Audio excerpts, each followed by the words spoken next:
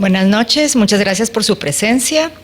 Les voy a hablar un poco de lo que son los bajos. Geológicamente, los bajos son las depresiones naturales en los terrenos kársticos, es decir, en la caliza. A la hora de formarse la caliza, la placa tectónica no sale completamente horizontal, tiene algunas oquedades. Los bajos son depresiones en la caliza natural que se conocen también con el nombre de pantanos estacionales. Se llaman bajos por su altura sobre el nivel del mar, que es casi mínima, y conservan agua buena parte del año. Aquí tenemos, por ejemplo, lo que sería un bajo en época de secas, totalmente seco, y luego buena parte del año mantienen agua, ¿sí? Se conocen también como humedales o arqueología de humedales. Aquí tenemos un dibujo que más o menos muestra cómo en el terreno natural se hacen estas depresiones, se acumulan sedimentos aluviales que hacen que los bajos sean sumamente fértiles. Hasta hace unos años realmente la gente no le daba la importancia que tenía los bajos. Arqueología en los bajos se ha hecho desde siempre. Tikal está en un bajo, en el Bajo Santa Fe. Y todo el que ha trabajado en tierras bajas, pues trabaja en los bajos indirectamente, aunque antes la intención de los proyectos era trabajar en un sitio. Conforme se fueron haciendo los proyectos regionales, la gente fue extendiendo su área de estudio y empezaron a ver el potencial que tenían los bajos. Y entre otras cosas, empezaron a dar cuenta que las grandes ciudades mayas como Tikal, Calakmul, Naranjo, Río Azul, todas ellas, la razón por la cual pudo albergar a tal grado de población tan numerosa es por el grado de fertilidad que tienen los bajos, que permiten el desarrollo de sociedades complejas, como el caso de Tikal, que sería un ejemplo extraordinario de una gran civilización. Voy a hablar ahora de tres bajos en particular. El Bajo Azúcar, que está en el noreste del Petén, donde se desarrolló Río Azul y Quinal. El Bajo Santa Fe, que es donde está Tikal.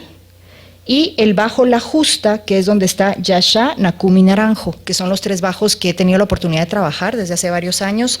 Y en muchas partes, tanto en México como en Guatemala y en Belice, se está trabajando los bajos con información que ha sido complementaria para los estudios de los tres países, porque de alguna forma se está tratando de resolver las mismas incógnitas y los resultados son similares en los tres países. Por ejemplo, los bajos, algo que se pensaba antes y por eso el Petén se volvió un terreno principalmente ganadero, es porque la gente pensaba que los terrenos de Petén eran malísimos para la agricultura. Entonces la gente lo convirtió en potreros y en lugares de ganadería, y no fue sino hasta mucho después que se empezó a ver el potencial que tenían los bajos para los asentamientos humanos. Los recursos de los bajos no solo son vegetales, como el chicozapote y otras plantas de utilidad, sino también producen o proveen a las personas con gran cantidad de moluscos, crustáceos y peces, que resultan indispensables para la dieta y realmente importantes para el desarrollo de las culturas. Ahora bien, el estudio de los bajos hoy día combina los estudios arqueológicos con los de la paleoecología.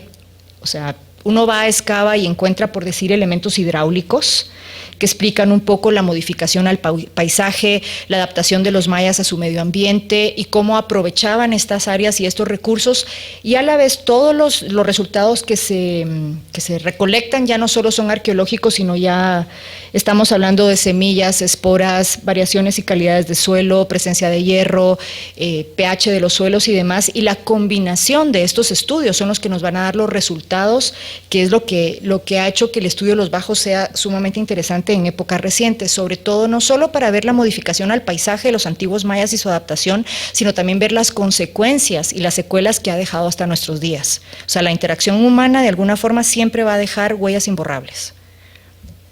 Entonces, parte de lo que se hace, aparte de la excavación y de mapear los sitios y lo que es la arqueología tradicional normal, también, por ejemplo, se hacen muestras de flotación, se recogen todos los materiales de sedimentos, se flotan, esas muestras se analizan, se separan lo de macroanálisis y lo demás se va al laboratorio, y por supuesto también se extraen núcleos de suelos.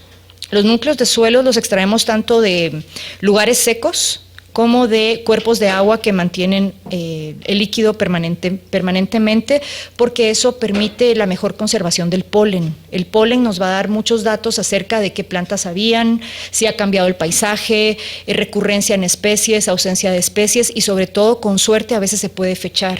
Entonces, muy importante, porque a la hora de encontrar polen o residuos vegetales de plantas que fueron domesticadas, nos puede dar indicios sobre agricultura. Sí, que para las tierras bajas se reporta, de acuerdo a los estudios que han habido en Belice, sobre todo, que hay evidencia de cultígenos desde el año 3500 antes de Cristo más o menos, que es una fecha bastante temprana. Eso incluye un único grano de sea maíz que se encontró en el pantano de Cobb en Belice, que fecha más o menos al 3400 antes de Cristo. Y lo importante es que la variedad de sea maíz ya es el maíz domesticado. No estamos hablando del teocintle, que es el maíz previo al domesticado. Entonces, bueno, las tierras bajas centrales, la mayoría de las grandes ciudades, como ya les mencioné, se encuentran cerca de los bajos. Todo esto que ven aquí con estas rayitas, todo esto es área de bajos, o sea, pantanos inundables estacionales. Aquí tenemos sobre una imagen de satélite de lo que es el Bajo La Justa, que después voy a hablar más sobre eso. Esto muestra un poco el tipo de excavaciones que hacemos, que como bien decía Osvaldo, no son vistosas, no estamos excavando arquitectura, estamos excavando, por decir algo, en medio de la nada, donde no hay vestigios arquitectónicos. Lo que estamos tratando de buscar es posibles alteraciones al paisaje. Es decir, cortes a la caliza, a la roca madre, que nos puedan hablar si hubieron campos elevados, drenados, canales, cosas que hubieran permitido, por ejemplo, el flujo de aguas, sistemas hidráulicos, cualquier cosa que nos diga qué estaban haciendo como alteración al paisaje que les sirviera para subsistir, ¿no? O también, si no encontramos alteración humana al medio ambiente, por esta estratigrafía podemos saber cuál fue el comportamiento de los suelos y también la generación de los suelos. Por ejemplo, gracias a los estudios que se han llevado a cabo de los dos lados, tanto de Belice como de Guatemala, se sabe, por ejemplo, que los bajos antes eran mucho más húmedos y tenían más cuerpos de agua, inclusive habían más lagos y lagunas. A partir del Clásico tardío, más o menos, 600 después de Cristo en adelante, hubo un periodo de sequía. Ya empezó el clima a estar un poco más seco y aparte también por la alteración humana hubo bastante asolvamiento de los cuerpos de agua. Entonces los bajos ya, digamos que el régimen de inundación y de secas cambió con el tiempo. Y bueno, del Bajo Azúcar, la ciudad más importante tal vez es la ciudad de Río Azul. Los que vinieron al curso ya oyeron hablar ampliamente del sitio. Para los que no, Río Azul fue muy famoso por las tumbas pintadas que se reportaron en los años 80. Fue un sitio sumamente saqueado a final de los años 70. En los 80 hubo un proyecto de investigación, sobre todo por las tumbas que estaban saqueadas con pintura mural y las nuevas tumbas que encontró el proyecto. Estos son dibujos reconstructivos de cómo luciría la ciudad. Y uno de los aspectos que tocó el proyecto de rescate al principio de los años 80 fue los terrenos de cultivo. O sea, en los años 80 este proyecto empezó a usar sensibilidad remota para buscar alteraciones al paisaje en donde no habían vestigios arquitectónicos y se logró determinar el área de los campos elevados y campos drenados que habían en Río Azul. Esa investigación la realizó Patrick Culbert, Laura Levy, y fue muy interesante porque alguna vez fue de las primeras veces en que se usaba sensibilidad remota para ver si se podía encontrar alteraciones al paisaje sin necesidad de tener que excavar tan extensivamente y afortunadamente dio resultado. Este es un dibujo reconstructivo de National Geographic donde muestra el área de cultivo y de terrazas a la orilla del Río Azul. Y bueno, otra de las cosas que se encontró en el Bajo Azúcar, que de alguna forma es novedoso en los bajos, es esta formación natural de yeso. Es totalmente natural, tiene 3 kilómetros cuadrados aproximadamente, esta es una imagen aérea, y lo importante de este yacimiento de yeso es que el yeso es utilizado como desgrasante en la cerámica y como elemento a la hora de hacer estucos. El desierto hubiera pasado desapercibido arqueológicamente porque sí es algo inusual, es hermoso, tiene muchas cosas de las cuales uno pudiera escribir al respecto. Si no hubiera tenido actividad prehispánica, no hubiera sido de interés para nosotros como arqueólogos. Así lo pueden ver en pleno Petén, donde uno esperaría que haya selva alta, tenemos estos rosetones de yeso. Y lo importante es que encontramos evidencia de que el desierto había sido ampliamente explotado en época prehispánica, y eso es una novedad, ¿no? Entonces, tratando de ver cuáles eran los posibles usos, se hicieron una serie de excavaciones para encontrar la estratigrafía, los diferentes lodos, suelos y demás, y esto se estaba llevando a cabo simultáneamente con un proyecto de restauración que teníamos en las tumbas de Río Azul, donde nos dimos cuenta que las tumbas, el estuco no está puesto sobre la caliza directamente como es en todos lados, sino entre la caliza y la roca madre y la capa de estuco había una capa de lodo como aglutinante entre una capa y otra. Y era un lodo poco común. Entonces los restauradores empezaron a experimentar y se dieron cuenta que una de las capas de lodo que se encuentran en el desierto era justamente el tipo de lodo que se usaba como recubrimiento en las paredes de las tumbas, que eso realmente fue un hallazgo interesante, ver que de este yacimiento de yeso están trayendo materiales constructivos. Se hicieron una serie de pruebas, no solo del lodo que recubriría la roca madre, sino también de los posibles repellos que se utilizaron antes de aplicarle la capa de estuco. Todo esto porque a la hora de restaurar las tumbas empezamos a encontrar una serie de improntas de petates. Sí, o sea, los techos estaban cubiertos con lodo y petates, aparte de estar como material de recubrimiento de las paredes. Entonces, de veras tratamos de ver cómo habían sido construidas y bueno, se logró no solo encontrar el lodo que había servido de base en época prehispánica, que hay una impronta real prehispánica, sino se logró inferir cómo era el tejido y el tipo de planta que se usaba el cibal, por ejemplo. Entonces aquí tenemos la impronta prehispánica con la impronta contemporánea que hicimos nosotros para dar seguridad de que eso era lo que se usaba el cibal, la Cladium jamaicense, que es local también, y aquí se puede ver en las tumbas cómo entre la roca madre y el estuco se encuentran estos lodos que vieron anteriormente, que vienen del desierto. En la tumba 19 también se usaron estos mismos lodos como material constructivo, y entonces vemos una relación directa entre esta formación de yeso y las famosas tumbas de Río Azul. Ahora nos vamos para el Bajo La Justa. Esta es la laguna de Yaxá. Este es el mapa y esta es la imagen de satélite. Aquí está la zona arqueológica de Yaxá, Nacume está al norte y Naranjo está hacia el este. El Bajo La Justa es ahí se está llevando a cabo lo que se llama Proyecto Triángulo, o lo que se llamó el Proyecto Triángulo a cargo de Vilma Fialco, que estaba estudiando los sitios de Yaxá, Nacume y Naranjo. De 1996 al 2001, se hizo un proyecto que se llamó Proyecto Bajo La Justa o Bajo Community Project, dirigido por Patrick Culver de la Universidad de Arizona, en donde la NASA facilitó imágenes de satélite para tratar de identificar en campo cualquier posible anomalía. Es decir, ellos toman fotografías, pero necesitan gente en campo que verifique cuáles son los contrastes que está manifestando la imagen, y ahí fue donde entramos nosotros a ver si eran cambios de vegetación, cambios de humedad, elevaciones sobre el terreno, o sea, contrastar la información real de campo con lo que se veía en imágenes de satélite. Aquí puse más o menos para que se vieran a la misma escala lo que es el mapa de la imagen de satélite, porque algo que llama la atención acá es, por ejemplo, este cuadradito que ven acá. Este cuadradito que se vuelve a ver en la imagen de satélite, esa es una aguada artificial, hecha en época prehispánica, que tiene 250 metros por lado. Entonces es una especie de ejemplo de las anomalías y cosas que se pueden encontrar mediante la imagen de satélite o los mapas que vale la pena checar en campo.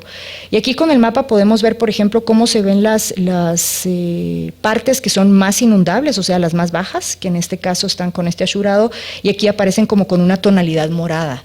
Eso también nos permitía, por ejemplo, diseñar los transectos para buscar estructuras o posibles sitios, saber en qué parte podíamos encontrar asentamientos humanos y en qué parte no. Eso facilita mucho el trabajo si uno ya tiene una idea del tipo de elevaciones que va a encontrar. Esta es otra imagen de satélite del mismo lugar. Aquí está la laguna de Yaxá, con otro tipo de contraste que señala otro tipo de evidencias que estamos buscando. Aquí sigue estando Poza Maya o Aguada Maya, que tiene 250 metros de largo de lado. Y este es el equipo de trabajo del proyecto Bajo La Justa, el doctor Patrick Culver, Tom Seaver de NASA, que fue el que facilitó todas las imágenes de satélite, Vilma Fialco, y yo que fui directora de campo, no estoy en la foto porque yo estaba en campo. Esta es la Aguada Maya que ven, que es un depósito de agua artificial de 250 metros por lado. Se recorrió todo, se mapeó todo, se trató de ver las alteraciones a las orillas, ver si le habían hecho un peralte o algún muro perimetral que evitara el rebalse en momento de inundaciones. Se sondearon canales, se trataron de desasolvar las esquinas para ver el tipo de sedimentación que había habido, y la información que recuperamos realmente fue muy interesante, sobre todo porque eran datos que no se habían obtenido anteriormente, es decir, no se había hecho un estudio sistemático de los cuerpos de agua en los bajos anteriormente. También otra de las cosas que hicimos fue bastante observación etnográfica con los nuevos pobladores que están en el bajo, ver en dónde se asientan, por qué prefieren ese tipo de suelos, qué comen, si son autosostenibles todo el año y demás. Este es un aspecto del Bajo La Justa, que está justamente después de que cortaron toda la vegetación para sembrar, la etapa de rosa. Y algo que hicimos que fue muy interesante fue, estuvimos yendo en diferentes épocas y fuimos cuando se estaba secando el bajo. Y tendimos retículas para arbitrariamente ver qué recursos podíamos recolectar del bajo cuando se está secando en términos de peces y crustáceos y moluscos, y fue muy interesante ver que los bajos en época de lluvias o en época de humedad proporcionan conchas, caracoles, comestibles, peces y cosas que no solo pueden comer en ese momento, sino también pueden almacenar. Aquí tienen una foto de lo que es el caracol que se llama Pomacia flagellata, que todavía lo usan como parte de la dieta, es muy nutritivo y como los escargot que comen los europeos. Y estos se recolectan aquí, antes de que sea la época de secas. ¿Cómo sabemos que están almacenando estos productos? Parte del estudio de los bajos incluye la investigación en los chultunes. Los chultunes son excavaciones en la roca madre que tienen usos muy diversos, pero uno de ellos es el almacenamiento de productos. En 3 de los chultunes que excavamos en el Bajo La Justa, al menos en 3 de ellos, el único contenido que había eran residuos de huesos de pescado. Entonces eso nos está dando la idea de que ahí nada más se almacenaban pescado. Falta determinar si el pescado era salado, seco, ahumado o cómo era la técnica para preservar el pescado en los chultunes, pero al menos sabemos que se estaba conservando, ¿no? Entonces, bueno, la rosa, luego vienen los episodios de quema, y esto es interesante porque también durante mucho tiempo se pensó que el sistema de cultivo entre los mayas nada más era la rosa y quema, y nada más rosa y quema, y que por eso los mayas agotaron su medio ambiente, y que por eso vino el colapso, porque no era posible mantener a toda la población, y todo eso eran las ideas que se tenían antes. A partir de los años 70, con estudios que empezaron en el lado de Belice, de Turner, que fue uno de los pioneros que empezó a estudiar los humedales, se empezaron a dar cuenta de que habían un montón de terrenos que habían sido explotados intensivamente. Es decir, habían alterado y modificado el paisaje para hacer campos drenados, elevados, terrazas, camellones, todo un sinnúmero de técnicas que permitían varias cosechas al año sin agotar los suelos. Ya no solo el sistema de rosa y quema, que el sistema de rosa y quema a largo plazo es contraproducente, debería ser a muy corto plazo, aparte se necesitan grandes extensiones de terreno para poder sostener a una población de buen tamaño. Esta fotografía no es muy buena, pero es muy difícil conseguir fotografías que enseñen un poquito cómo son los campos elevados, que se ve como en retícula, estos como cuadraditos, son los campos elevados, esto es del Bajo Morocoy, de Quintana Roo, y aquí vemos huellas o señas de posibles canales.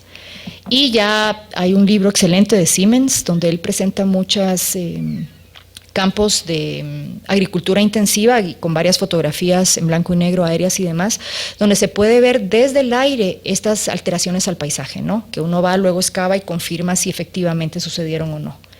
Y bueno, algo que todo el mundo habla es de las terrazas. En el altiplano no tenemos ningún problema para las terrazas, en las tierras bajas no son tan evidentes, pero es lógico que en todas las pequeñas elevaciones donde hay estructuras, pues las laderas las usaban para el cultivo de terrazas, ya sean con pequeños muros de contención naturales o con muros de piedra. Esta es del río Mekong en China, pero ilustra muy bien cómo debieron haber sido las terrazas en tierras bajas. ¿Sí? Irregulares, adaptándose al relieve topográfico natural, a los bordes de los ríos o de los bajos, y de pequeña altura con muros de piedra. Entonces por eso traje esa fotografía, a pesar de que es de China, no tengo ninguna de tierras bajas. Si bien se han documentado terrazas, a la hora de fotografiarlas en campo no se ven muy bien. Tendría que estar todo despejado para que uno realmente pudiera darles la idea de cómo se ven las terrazas en campo.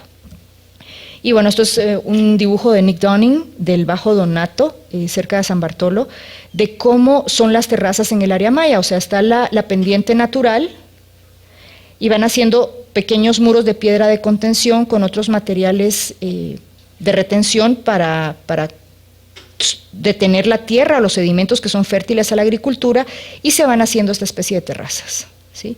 Que pueden ser regulares o irregulares y pueden ser de alta o de baja altura. La variabilidad es inmensa. Pero se sabe de la existencia de terrazas en México, Guatemala y Belice, que eso también optimiza los resultados a la hora de la agricultura. Y aquí hay una reconstrucción hipotética de lo que sería Tikal.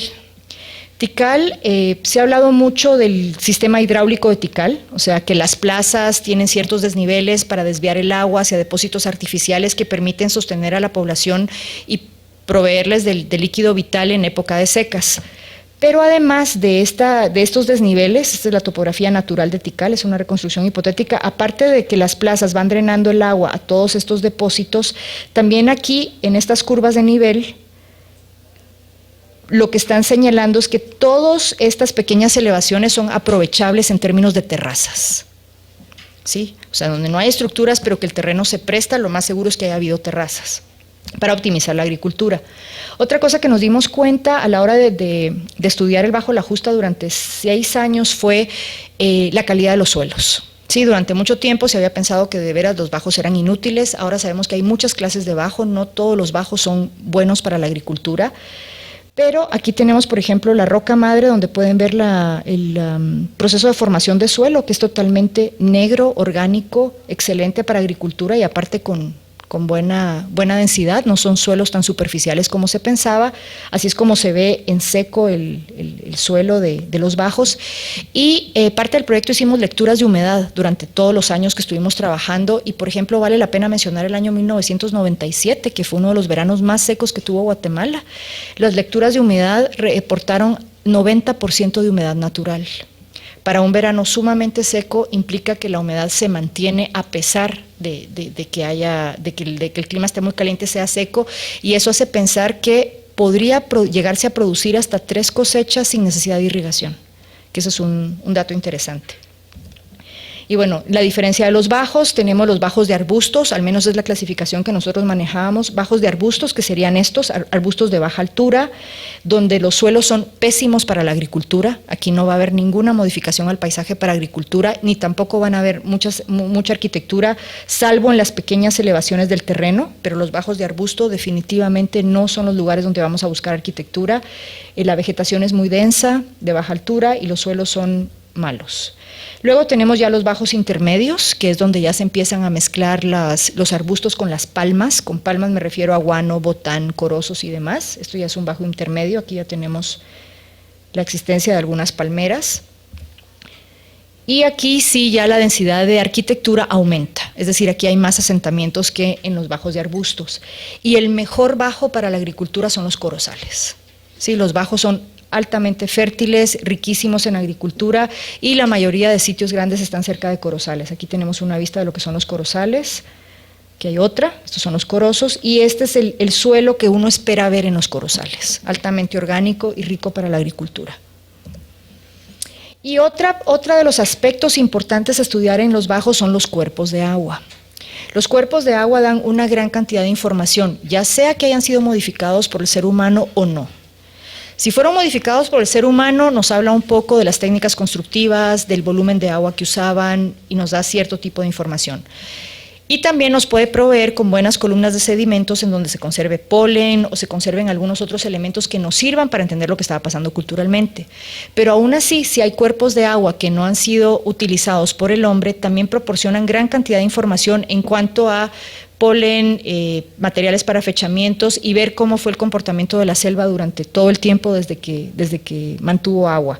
Esta es una aguada que está prácticamente inalterada, que no varía su captación de agua, su nivel de agua, y por eso está cubierta con lechuguías casi toda la época del año. Ese es su estado natural de una aguada que está abandonada, versus las aguadas que están siendo utilizadas. Normalmente las aguadas que están siendo utilizadas, bueno, las van quitándole la vegetación para extraer agua. Esta es la aguada de la Coloradita, que estaba muy cerca de un asentamiento humano reciente, por eso se ve de ese color y por eso está totalmente desprovista de la vegetación natural que conserva. Y para nosotros es muy importante trabajar más en las aguadas que no han tenido interferencia, porque entonces las columnas de sedimentos van a estar mejor preservadas y la información es más fidedigna que un sistema donde está alterado y donde hay remoción del suelo todo el tiempo o movimiento en los niveles inferiores. Otro de los estudios que hicimos en los bajos es ver qué proveían estos cuerpos de agua o los bajos en época de lluvias, y por ejemplo encontramos nidos de caracoles, de camarones. O sea, hay varias especies de camarones que en épocas de seca se meten muy bien adentro de la tierra y pueden permanecer en estado latente hasta las siguientes lluvias, y es increíble ver cuando empieza a llover que los bajos se van interconectando unos con otros, porque los bajos se empiezan a secar y que nada más las aguadas contienen agua todo el año, el resto del bajo se seca. Inclusive los ríos ya dejan de tener corriente y se fragmentan en lagunetas, eso es en época de secas. Ni bien empieza a llover, los ríos empiezan a interconectar sus lagunetas, empiezan a volver a tener corriente, se empiezan a inundar los bajos y es increíble la interacción que hay de todos estos animales, ¿sí? De peces y demás que van de un lado a otro y la variedad de recursos que se pueden obtener en época de lluvias. Y luego, en época de secas, esta renovación del suelo por los nuevos limos y sedimentos por la inundación proveen los fertilizantes necesarios para unas buenas cosechas. Entonces vemos que es un sistema de alguna manera autorrenovable, ¿sí? Aquí también, este es un ejemplo de la extracción de núcleos para fechamiento y para columnas de polen. Aquí está Nick Dunning tratando de meter la nucleadora en esta aguada que se llama la aguada de la olla, que es la que les enseñé con anterioridad. Y esto es lo que se obtiene, que si bien no se ve muy emocionante, créanme que sí lo es. Esas columnas, no siempre uno tiene la suerte de extraer buenas columnas de sedimentos y lamentablemente uno no sabe qué tan buena es la muestra hasta que se va al laboratorio. O sea, uno puede estar seguro que la extrajo bien, que tiene una buena longitud, que es posible que sea muy rica en información, pero eso no se va a saber hasta después. Entonces es importante tratar de obtener la mayor cantidad de muestras. Esta es una de las muestras de los bajos de nosotros. Estas son de otros proyectos, pero es para dar un ejemplo de lo que podemos ver con las columnas de sedimentos. Estos son de otros proyectos del doctor Nick Dunning, donde, por ejemplo, gracias a estos núcleos que se sacan de las aguadas o de los cuerpos de aguas, se pueden ver, por ejemplo, episodios de deforestación, ¿sí? Y de quema o erosión de los suelos. No solo se pueden ver esto como fenómenos que ocurrieron en el medio ambiente, sino con suerte se pueden fechar también. Entonces eso da muchas luces en cuanto a cómo se dio la dinámica en esos lugares. Y otras cosas que se pueden encontrar, por ejemplo, en este caso, en un proyecto que él tuvo en algunas islas, es, por ejemplo, erupciones volcánicas del Holoceno, ¿sí? Que están perfectamente identificadas, que corresponden a erupciones geológicamente fechadas, y en este caso, al final del núcleo, la evidencia de un gran huracán. O sea, por eso son bien importantes las columnas de sedimento, porque la cantidad de información que nos pueden dar es muchísima. Claro, depende de dónde se toma y la potencialidad que tiene el cuerpo de agua donde se extrajo, pero básicamente son algo de la información que pueden obtener de las columnas de sedimentos. Y estas ya son partes de nuestras excavaciones en el Bajo La Justa, donde empezamos a encontrar modificación al paisaje, cortes en la caliza para canales, ¿sí? Aquí vemos que la caliza fue artificialmente cortada. Y este efecto que ven acá es por el movimiento de aguas postabandono, cuando hay época de secas y lluvias y secas y lluvias y se empiezan a revolver arcillas con caliza y otros detritos causan ese efecto. Y esto es para una especie de escala, ver este gran corte con una persona para que vean que fueron cortes profundos. Y otra de los aspectos que estudiamos en el proyecto Bajo La Justa, aunque esto ya es parte del Bajo Santa Fe, donde está Tikal, fue el ir a investigar los pinales. Uno no esperaría encontrar pinos en el Petén, uno siempre piensa en ceibas, en ramones, en la vegetación de selva, y sin embargo hay áreas que tienen coníferas, pinos, que no son como los pinos de las tierras altas, o sea, son bastante enclenques o disminuidos, son pequeños, pero la extensión estaba muy delimitada, muy cerca de Tikal. Entonces, una de las curiosidades que teníamos era saber si el cultivo de coníferas en el área de Tikal había sido inducido o era natural. Para eso teníamos que ir a excavar y ver cómo se comportaba la estratigrafía y demás, porque las coníferas, para poderse dar bien, necesitan suelos ácidos y ciertas condiciones de suelo en particular. Pero por otro lado, las coníferas, las esporas viajan kilómetros de kilómetros de kilómetros de kilómetros y se encuentran un medio ambiente propicio para ellos, se dan ahí. Entonces, tratamos de ver si los mayas en algún momento habían estado importando los pinos y cultivándolo para su uso, o si estaban ahí de forma natural. Lamentablemente, por más que se trató y los estudios que se hicieron, los resultados no fueron concluyentes, es decir, ni se puede probar que son inducidos, es decir, no pudimos probar que son los mayas los que trajeron a los pinos, pero tampoco se puede probar que estén ahí de manera natural. O sea, digamos que las condiciones de suelo, aún a niveles profundos, parecerían ser que tienen las condiciones para producir coníferas, pero no se sabe si esta calidad del suelo es por la interacción de tanto tener el mismo cultivo o si son manchones naturales de la geomorfología del lugar. Entonces los resultados no son concluyentes, pero al menos se sabe de la existencia de pinos que son proveedores de estas resinas aromáticas para quemar como ofrendas, ¿no? Y bueno, sabemos con todos los resultados de los bajos que antes habían mucho más cantidad de cuerpos de agua, sobre todo lagunas. A raíz del Clásico tardío se empezaron a solvar, o sea, se empezaron a secar un poco. Los bajos siempre en época prehispánica fueron sujetos de gran actividad agrícola, o sea, intensiva actividad agrícola, y fueron fuentes de recursos madereros. Tienen muchas maderas preciosas, plantas medicinales, lugares de caza, y también proveían de otros alimentos silvestres. Y en las márgenes de los bajos se hizo varias modificaciones para tener reservorios de agua y contar con ese líquido todo el año, a pesar de que en Petén, cuando es época de secas, de veras el agua se vuelve algo precioso. Estudiamos los cuerpos de agua secos, como estos que vemos aquí, que se ve que tuvieron agua en buena parte del año, pero cuando uno va en época de secas no tienen absolutamente nada, y cuerpos húmedos, ¿sí?, que son los que nos proveen las mejores muestras de sedimentos. Y esto es parte del trabajo que hicimos en el Bajo Santa Fe recientemente en este año, que es parte de otro proyecto dirigido por David Lenz de la Universidad de Cincinnati, que es paleobotánico, Nick Donning de nuevo, y el que viene también de NASA, que siempre son los que nos facilitan las imágenes de satélite y demás. En Tikal esta vez tratamos de muestrear la mayor cantidad de aguadas posibles para tratar de reconstruir un poco el paleoambiente de Tikal, tanto en los cuerpos de agua con agua como en los secos, como les dije. Y investigamos varias de las aguadas, en este caso Corriental, esta aguada que está aquí, que por las excavaciones y los resultados que tuvimos sabemos que era una depresión natural en época muy temprana y que luego fue modificada por los mayas para hacerla más grande. Crearon un muro perimetral para controlar el flujo de aguas, y estos canales, que ahorita les voy a pasar algunas fotos de los canales excavados, donde se ve que ellos justamente excavaron en la caliza para tener el control hidráulico de la entrada y la salida del agua, ¿sí? Se hicieron algunos pozos profundos para corroborar la estratigrafía de las aguadas y ver el sistema de deposición de sedimentos.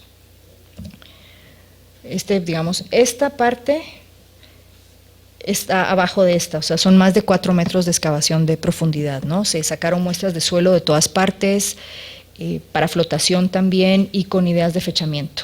Y aquí es un corte más o menos de la estratigrafía, ¿sí? Y entonces sabemos que al menos la superficie de esa aguada fue modificada en el preclásico tardío, o sea, en época bastante temprana. Luego encontramos otro tipo de sedimentos en el clásico temprano, clásico tardío y el posclásico temprano. O sea que tuvo mucha actividad esa aguada durante todo este tiempo, hizo ese asolvamiento. Esta es la aguada, se llama aguada de Tikal, que es la que está atrás del museo. También en esta se sacaron muestras, aunque no sabemos qué tan alterada está, porque el proyecto Tikal la usaba como fuente de agua mientras estuvo trabajando ahí. Pero de todas formas teníamos que muestrearla para poder contrastar las muestras de una aguada con otra. Y aquí hay el mismo procedimiento que les dije, la extracción de núcleos por Nick Donning en todos los tipos de cuerpos de agua, y luego los núcleos que se recuperan, que luego hay que analizarlos en laboratorio. Estamos al pendiente de fechas y de los resultados. También se estudiaron pequeñas aguadas, como esta que se llama la aguada de términos, que también se ve que tiene modificación cultural, es decir, todos estos muros perimetrales son artificiales. Y aquí vemos dos tipos de bajo: el bajo de tintal, que sería bajo de arbustos, que está por debajo de la cota del bajo de palmas, es decir, cuando se inunda, aquí es donde hay agua la mayor parte del tiempo, y cuando sube ya empieza en el bajo de palmas, que son terrenos mejores para la agricultura. Como les decía, en bajo de palmas ya hay arquitectura, en los bajos de arbustos no. Y esta es una parte de Tikal donde se está aprovechando la transición en el bajo de arbustos con el bajo de palma para construir estos reservorios artificiales de agua y poder contar con el líquido todo el año, y arquitectura desde la más pequeña hasta ya grupos residenciales más en forma. Y el manejo de agua, control hidráulico en Tikal, parte de este proyecto era ver cómo eran los depósitos de agua. La aguada Corriental que les pasé en el mapa está acá, esta es la aguada Corriental en la que estuvimos trabajando. También trabajamos en la aguada del Templo de las Inscripciones, en la de Tikal y en otros cuerpos de agua, y el trabajo va a continuar el año entrante. También hicimos algunos estudios en los de reservorios que están en la parte central de Tikal, como parte del manejo del sistema hidráulico, que era interesante ver cómo se comunican estos tres tanques, el tanque del que se conoce como reservorio del templo, el del palacio y el escondido, que normalmente si van de turistas casi no lo ven, pero cuando van de la Gran Plaza y la Acrópolis Central hacia el Templo 5 y demás, tienen que pasar por este estrecho, ¿sí? Y los reservorios les quedan a los lados. ¿Sí? Excavamos en varias aguadas y reservorios. Aquí, por ejemplo, tenemos el perfil de un gran canal. Este es un corte prehispánico a la caliza, que es el canal más profundo que encontramos en Aguada Corriental. Y algo que hicimos del estudio también fue ver el drenaje natural que tiene el parque hoy día. Y logramos saber por información de las personas que trabajaron con Pensilvania todavía y por los estudios que hizo Vern Scarborough, que donde trazaron el actual drenaje del Parque Nacional Tikal es exactamente los mismos lugares donde se drenaba en época prehispánica. O sea, la compañía que se le determinó para hacer el estudio de cómo hacer el manejo de aguas cuando se abrió el Parque Tikal para que no se inundara, siguió de alguna forma los mismos canales que habían en la época prehispánica. Solo los limpió, los asolvó y los recubrió de cemento, por supuesto, para que drenen hoy día, pero es curioso ver cómo aún la traza moderna, después de tantos años, siguió la misma traza antigua prehispánica. O sea que el diseño prehispánico definitivamente era óptimo en recursos. Esto es parte de la entrada de Corriental, uno de los canales que pasa. Esto es para dar la idea de la altura que tiene el muro perimetral para sostener el agua, por eso estamos así parados en escalera, para que se pueda ver que la foto está tomada de la parte alta y aquí hay una gran depresión que es donde pasaba el canal. Es esta Corriental, esa foto está tomada en este canal justamente, ¿sí? La parte de abajo. Y podemos ver cómo excavaron la roca madre en época prehispánica para darle la forma de canal y facilitar el flujo de agua. Encontramos canales de poca profundidad como estos y otros ya a mayor profundidad como serían estos, que están bastante asolvados, que de hecho la corriente de hoy día no pasa por donde pasaba la corriente anterior. Aquí se ve el corte a la caliza en época prehispánica, donde está un canal prehispánico. Y que fue extraordinario por la profundidad que tiene. O sea, este corte de canal es más de 2 metros de altura, diferentes vistas. Aquí lo tenemos, este es acá. Es sumamente profundo. De hecho, en Tikal no se habían encontrado canales tan profundos y de hecho en las tierras bajas no hay canales tan profundos, lo que implica un gran manejo de volumen de agua para la época prehispánica. Esta es otra vista de ese canal que de veras nos dejó sorprendidos a todos. Bueno, para que se vea de nuevo Tikal ya con la idea de los canales, que no solo son estos agujeros como reservorios, o sea, todos estos fueron trabajados y fue un trabajo de años, desde la época del preclásico hasta la época del abandono del sitio. Y bueno, la arqueología y la paleoecología deben echar mano de toda la información disponible, ya que la observación directa de muchos factores es imposible. Esta información refleja los procesos naturales y culturales que ocurrieron en el pasado.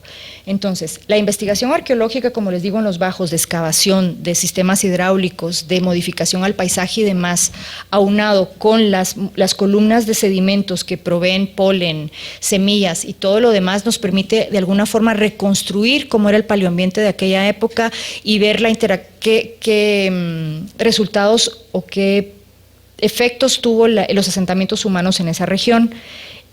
Como les digo, hacemos las muestras de flotación, los núcleos, eso es lo que nos da la mayor información que podemos obtener y gracias a los estudios de los bajos nos podemos dar cuenta que la interacción que tuvo el hombre en época prehispánica inclusive perdura hasta nuestros días. ¿Sí?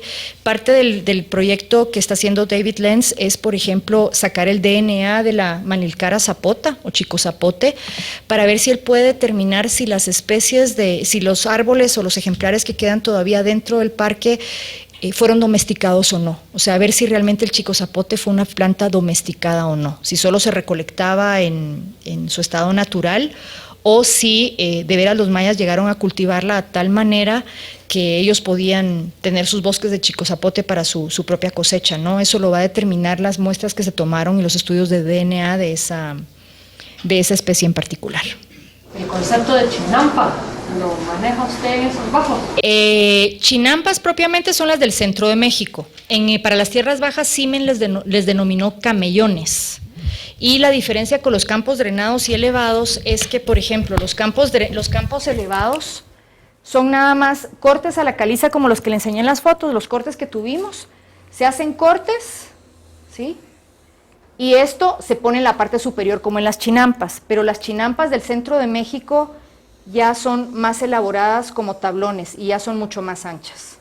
O sea, lo que cambia es la dimensión. Chinampas es el nombre que se usa al centro de México, para el río Candelaria y para las tierras bajas de aquí le han llamado camellones, y los campos elevados son de mucha menor, son de menos largo y de menos ancho, y lo único que se busca es sobrepasar el nivel de inundación, ¿sí?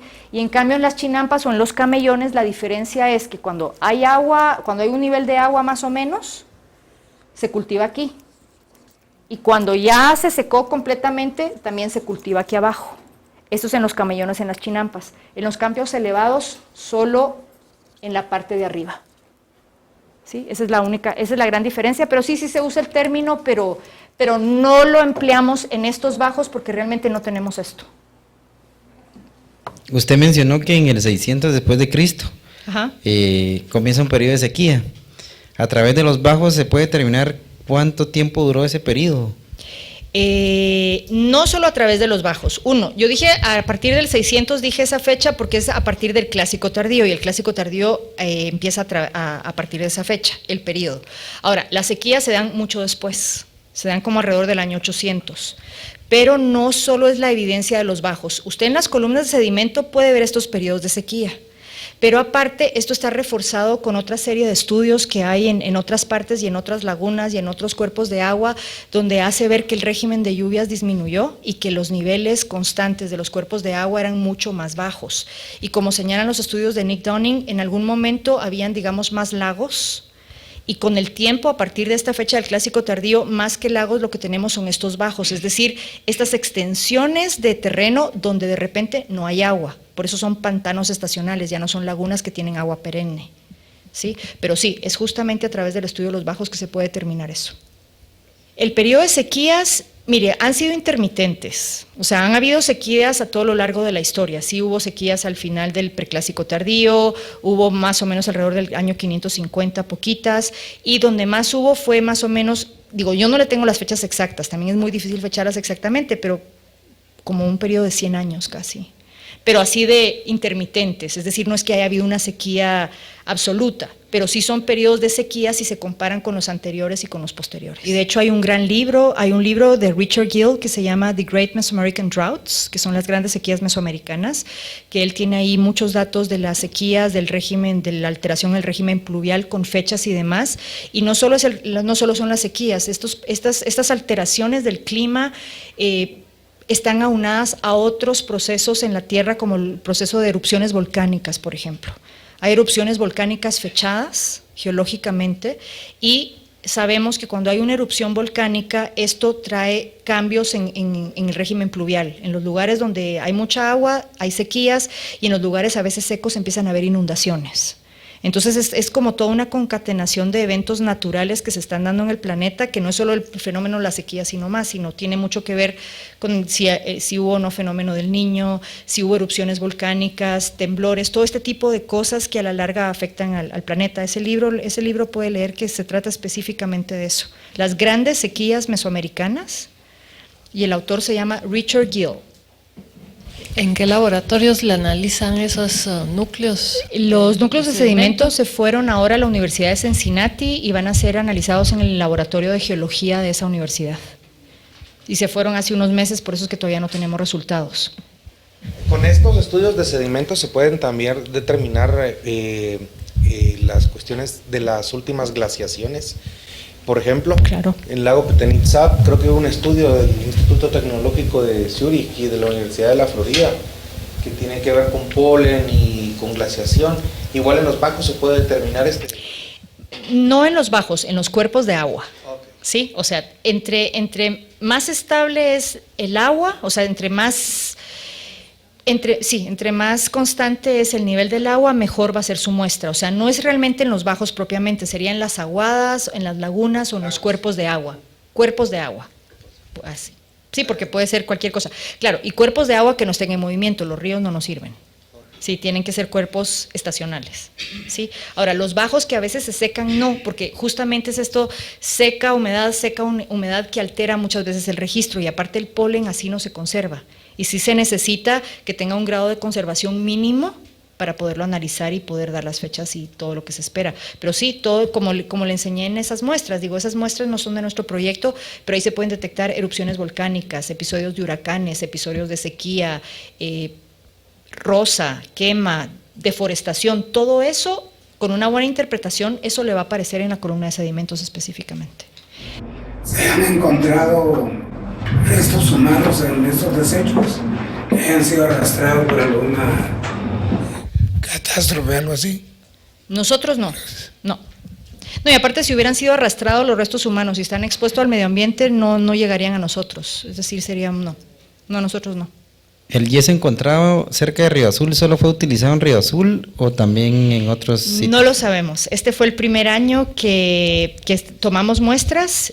Por lo pronto, todavía nos falta determinar específicamente si se encuentran los estucos y en la cerámica como desgrasante, es decir, son los usos potenciales, y por la gran cantidad de desecho de talla que encontramos in situ, asumimos que obviamente ese desecho de talla está ahí porque estaban extrayendo el yeso, pero es la primera vez que tomamos las muestras, hay que cotejar si existe ese yeso, ese mismo yeso en el desgrasante y en los estucos, y para eso necesitamos estudios de elementos anómalos en el yeso, porque como la composición química es la misma del lugar, pues obviamente puede tener yeso, pero tenemos que determinar si es de esa fuente en particular. Entonces tenemos que buscar elementos raros que permitan cotejarlo con lo demás.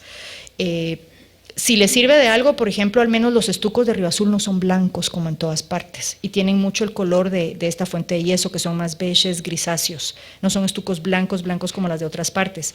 Una vez ya hayamos determinado si está presente en los estucos de las diferentes épocas de Río Azul, desde el preclásico hasta el clásico tardío, y en algunos tipos de cerámica, entonces valdría la pena empezar a cotejar estos resultados con muestras de sitios alrededor, por lo pronto alrededor, e ir extendiendo a ver qué tanto era el uso que le daban al desierto. Después de esos 100 años de sequía, ¿hay ¿cómo se llama? Evidencias de que haya cambiado la vegetación? Sí. O sea, que el Petén que conocemos hoy no era el Petén de los mayas. Bueno, no era el Petén de toda la época maya, porque la vegetación cambió a lo largo de toda la historia maya, ¿sí? O sea, es decir, el número de especies cambió a través del tiempo, luego también digamos, las especies van cambiando en cantidad y en calidad también, ¿sí? Con relación a eso. Ahorita no me recuerdo el nombre del autor, pero yo sé que hay una persona en Guatemala que de hecho el libro creo que está publicado por la Universidad del Valle, si no estoy mal, tal vez tú me puedes ayudar con esto, no sé el nombre del autor, pero hay alguien que se ha preocupado de estudiar la continuidad de la vegetación, es decir, si ahorita teníamos estas especies, ¿qué es lo que viene después? Digamos, si ahorita tenemos cibal, ¿cuál es la especie que se da después de haber tenido cibal? ¿Cuál es la especie que se da después de haber tenido ramones? Es un estudio de Guatemala muy interesante, porque este biólogo se ha dedicado a estudiar, digamos, las condiciones de selva primaria con las de secundaria y qué cultivos vienen después de los que hubo anteriormente, ¿no? Eso es interesante. Pero sí se han cambiado, por supuesto, muchísimo.